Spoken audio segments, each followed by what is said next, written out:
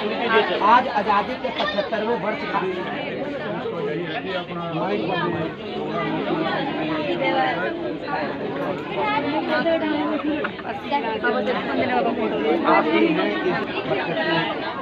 आज आज़ादी के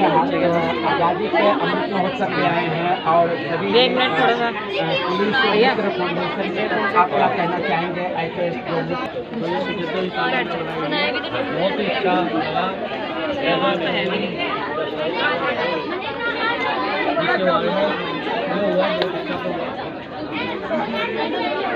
मैं साथ में उन्हें भी नमन करता हूं जिन्होंने